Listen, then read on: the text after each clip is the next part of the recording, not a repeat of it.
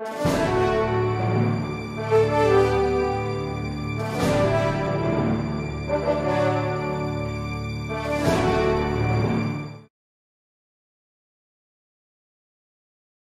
katanungan sa mga oras na ito. Good afternoon, sir. Alex Carga po, Rizal.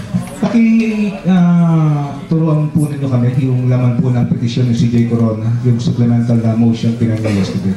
Thank you. Ito po siguro yung sinasabi ninyo na supplemental petition na i-final ng depensa sa Supreme Court. Ano po ba ang supplemental petition? Okay.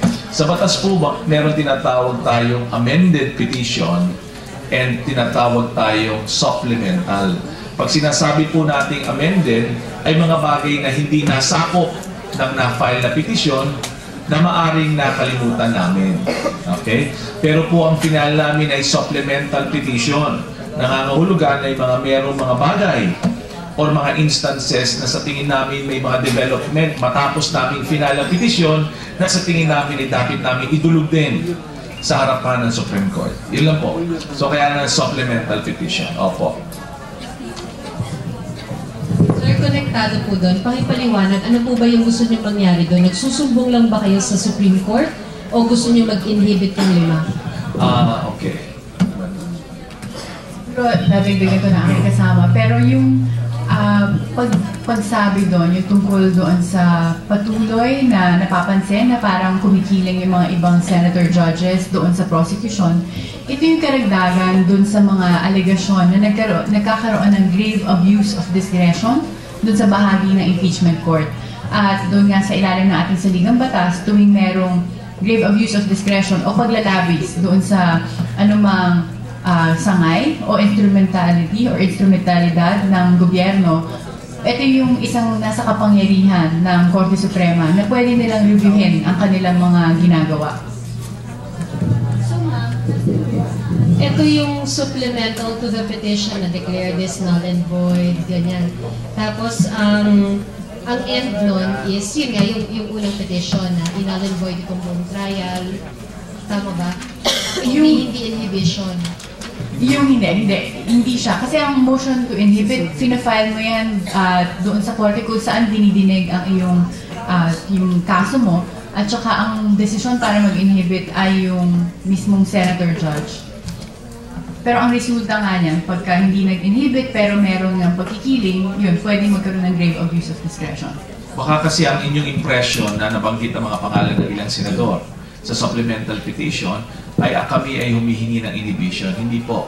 Ito po ay tinutukoy lamang ang mga instances o mga pagkakataon na sa paniwala ng Chief Justice ay hindi naging gitna sa pag-usisa, sa pagbusisi ng mga issue na inilatag sa impeachment trial. So yun po, hindi po ito inhibition. Opo. So sir, ito po ay paglalatag sa isang napapunta sa grave abuse of discretion. Isang ground for grave abuse of discretion. Yan nga po, parang sinasabi dito, liliwanagin po namin na ang impeachment trial or impeachment tribunal ay may discretion. Ano po yun? Sabihin kung to grant or to deny, di po ba? Ngunit ang sinasabi ng batas, ang Supreme Court ay may karapatan suriin on minimum judicial review ang mga bagay-bagay kung ang pag-exercise ng discretion, pag-grant or deny is may abuso ba? Or sumobra ba ng kaunti? Hindi naman abusong sumobra doon sa inaasahan na dapat nilang gawin. Yun po yan. As a follow-up, may opinion si Presiding Officer Enrile kanina na sinasabi niya, nire-recognize niya ay ang Supreme Court pwedeng tingnan kung nagkaroon nga ng abuse of discretion ang Senado. Although kinontra naman ito ni Senator Judge Trilon, your opinion niya? Naniniwala kami na ang Korte Suprema ay may kapangyarihan na tingnan kung may mga pagkakamali o pang-abuso doon sa discretion na ginagawa yung impeachment court. So sumasang-ayon kami in a way with Senate President Enrile sapagkat kami naniniwala doon sa mga aspekto ng mga interlocutory orders or doon sa mga bagay na hindi naman nagdi-dispose doon sa main case.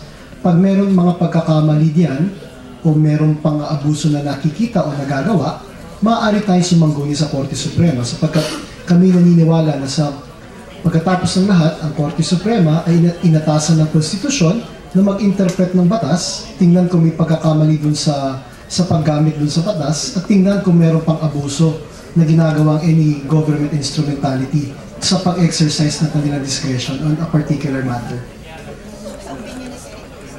So tama po yun. Actually, even before we filed the petition for certiorari and prohibition, before that day, meron mga nakalipas na araw, nabanggit na rin naman ni Senate President Enrile sapagkat meron mga pagkakataon na wala naman kami available remedy na dito sa impeachment court. For example, we cannot really ask for a motion for reconsideration sapagkat ang mga senator judges lang ang maaaring humingi niyan.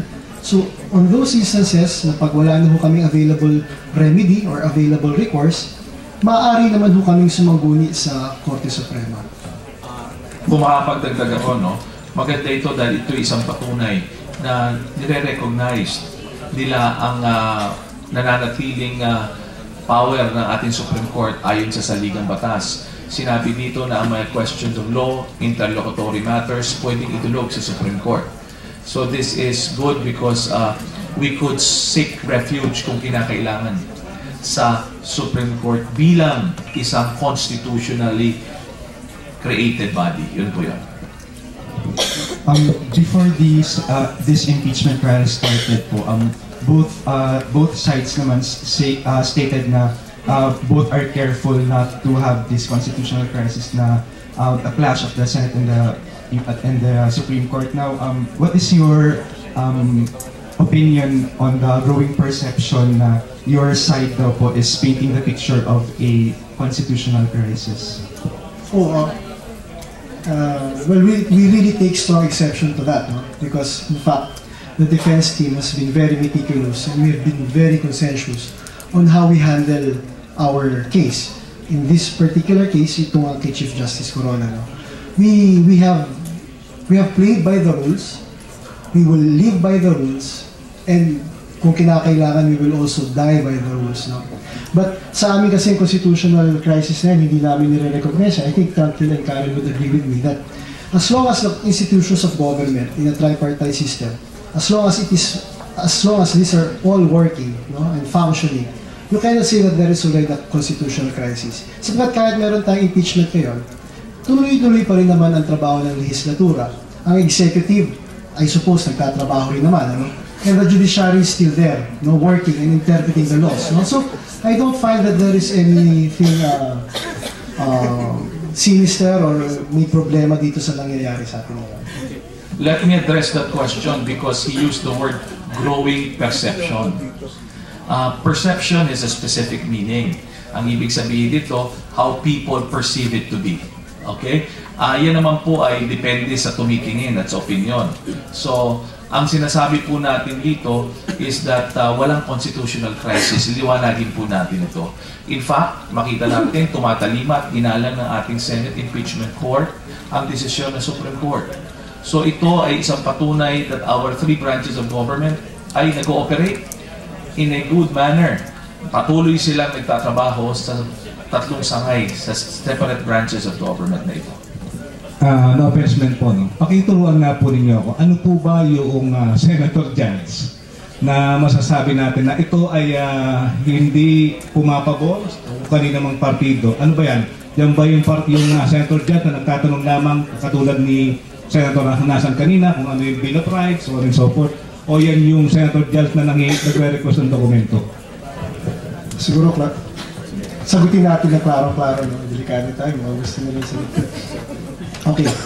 Yung Senator Judge, we expect the Senator Judge to ask clarificatory questions. Ano ang clarificatory questions? Ang clarificatory questions, halimbawa, ang prosecution, sa pagkakataong ito, sila ang naglalatag ng ebidensya nila.